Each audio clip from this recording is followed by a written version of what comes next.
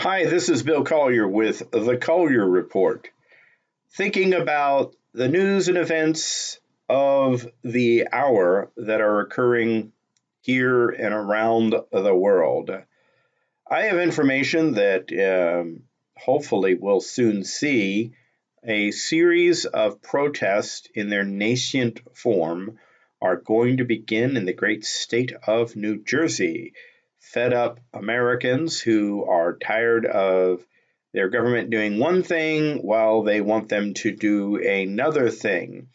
The issues, I believe, range from taxes to Bill of Rights or civil rights issues, including the right to be safe in your person and your property from outside harm and having the means to protect yourself.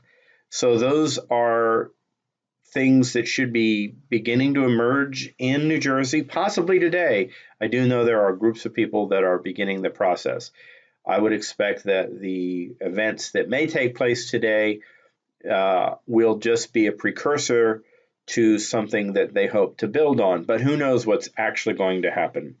Meanwhile, over across the Atlantic Ocean, in the land of the frogs, and I say that as somebody who actually has some French blood in me, so I say with affection toward all my French friends, the government has deigned to give a confidence vote in favor of Mr. Macron, the president of France.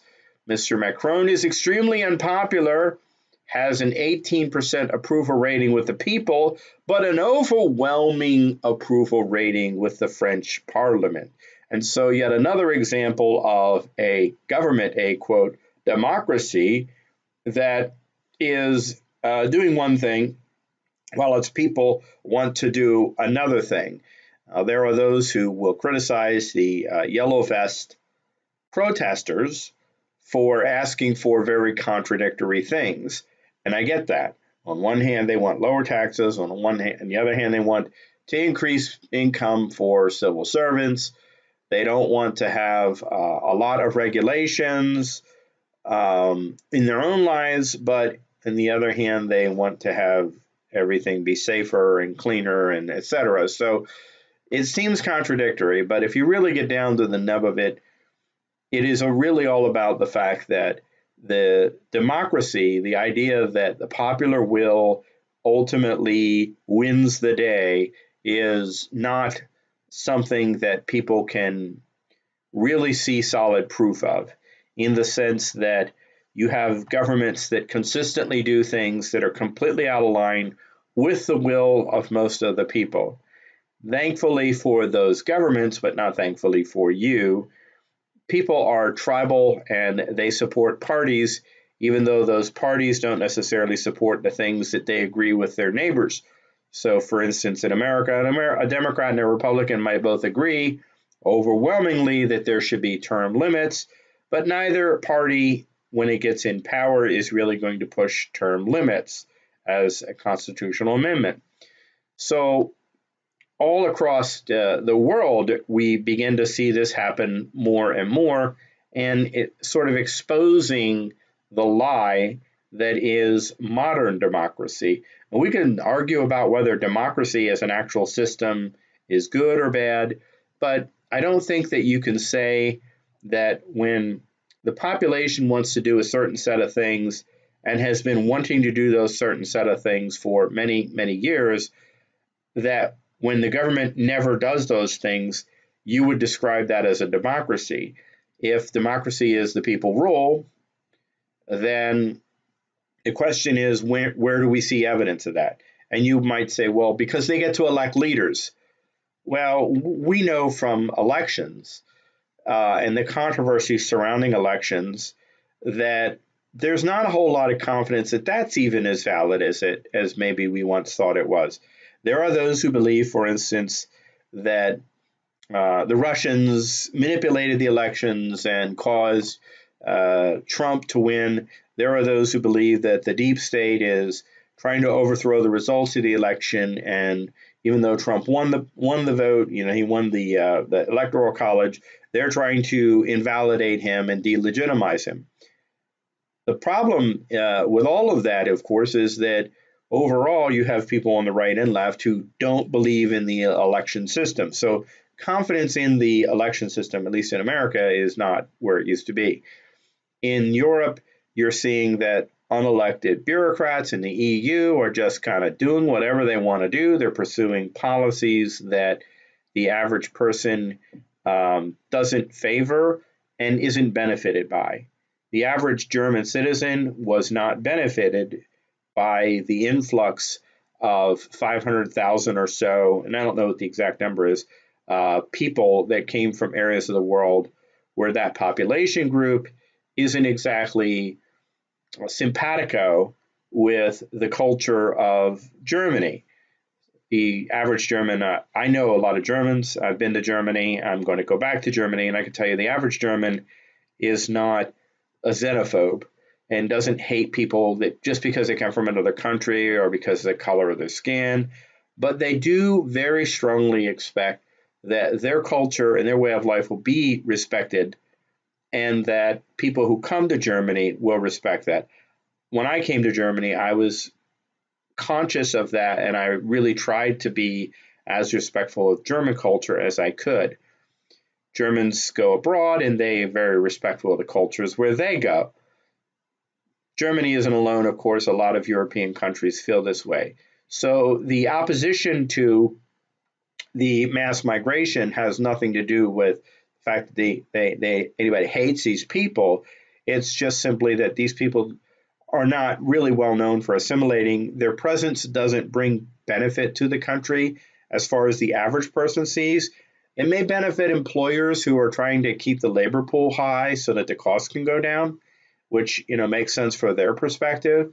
It may benefit globalist ideologues who would like to see a world culture that sort of suppresses and or is layered over top of national cultures or ethnic cultures to the degree where there's this sort of monoculture that is more or less friendly toward corporate interests, i.e., a consumer culture that basically teaches people to go to school, get a job, consume, go to work, consume, go to bed, get up in the morning, consume, go to work, and really just kind of let their betters run everything, something along those lines. So while people are really starting to get fed up with that and they're starting to kind of see the nakedness of it, the question is whether or not they're going to effectively be able to do anything about it.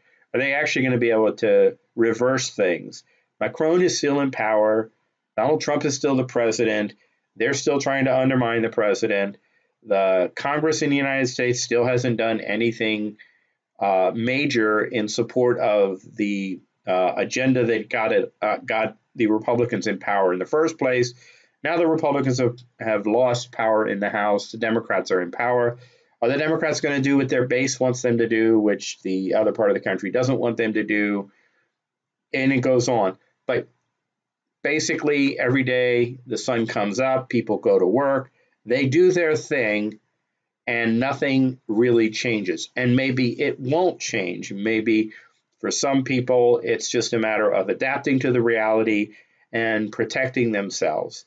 But for the individuals who lead a more reflective life or who put more thought and philosophical thought or who are more driven by causal type things, it's not an environment that they are really happy about. They're kind of restricted or they feel restricted. But unfortunately, the way the system is set up now, the mass vote, however that vote is engaged or however it is counted, really does control who gets in office.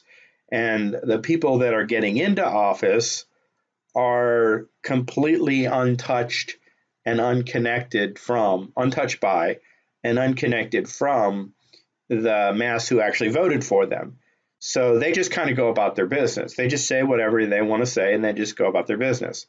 So the news today really kind of reflects that, where you see people in New Jersey are starting to figure out, what are we going to do? People in France are still upset about Macron, even though, 80% of this country wants him gone, but he gets a no confidence vote. The Germans were really upset with Merkel, screaming and hollering Merkel muss weg, Merkel must go. And so they did this whole song and dance where she stepped down as the leader of her political party.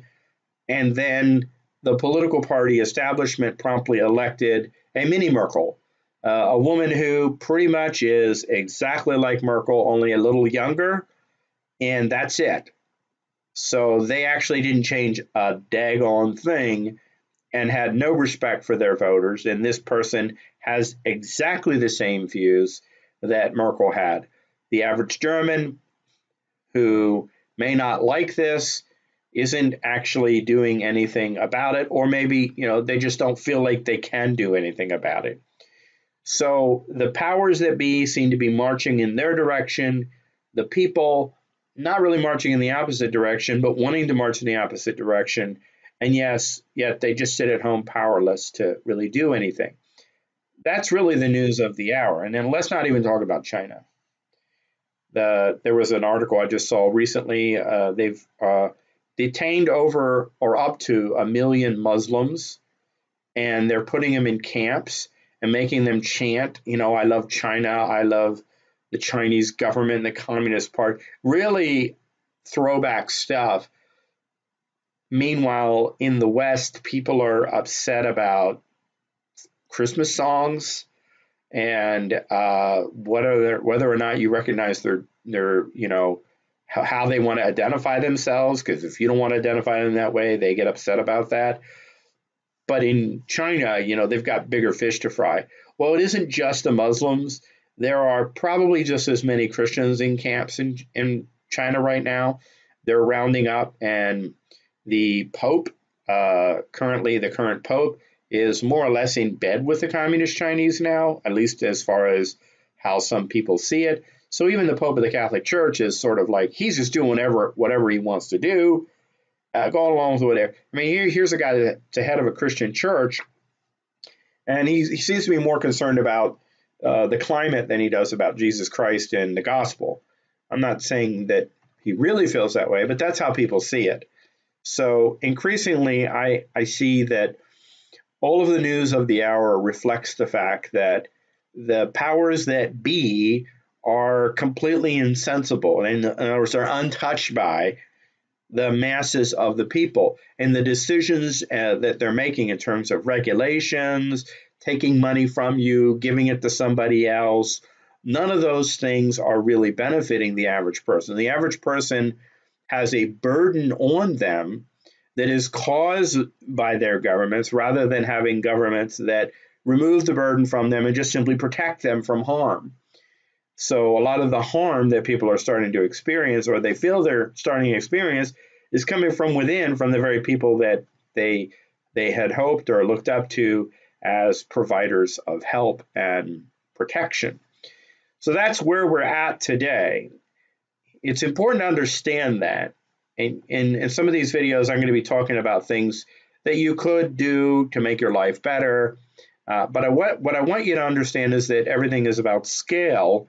And so at a micro scale, there are a lot of things that you can do. There are a lot of gaps for freedom that you can explore that will more or less shelter you somewhat from the craziness that's going on. When I say shelter you, I don't mean like you're going to be completely protected, because you can't be completely protected ever in this life. I mean, you could have a earthquake happen, open up a hole in the ground and suck your house and everything in and down to the down below. So nothing is foolproof. Nothing is, quote, bulletproof. But on the other hand, there are a lot of things that people can do and they're not conscious of that will protect them much more than they're being protected now, that will give them a lot more space for individual freedom and their relationships a lot more freedom, so that people can do what they want to do together, instead of really, or I won't say really, but instead of only focusing on the macro problem of, Macron and Merkel and Trump or Obama or whatever, but really focusing on the micro of who's the king of my castle or the queen of my castle, who's in charge of my life. Is it me or is it the system? And are there things that I can do, that little gaps for freedom that I can find, that will, just put that little part of my life out of reach of the Macrons of the world? Well, there are many things. And if you stick with me, you subscribe to this channel, you'll see more videos about that. So you can subscribe by just simply hitting the subscribe button, and then you do the little bell thing to make sure that you get notifications. And if you have friends that are looking for something a little bit more thoughtful, not reactive, and edifying, this is a great place to send them. I basically speak my mind on this channel. I don't have a whole huge filter, just say kind of what I think. Some of it's stream of consciousness, like today. And I hope that in doing so, I bring a little bit of light, hope, or freedom your way. So this has actually been Bill Collier with the Collier Report. And I thank you for your time. Thank you for stopping by to visit. Please remember to hit the subscribe button and the like button. You hit the like button too, for the love of Pete. Hit the like button, the subscribe button, and the little bell. Ring my bell, baby. All right, you guys have a great day. This is Bill Collier with the Collier Report. Out.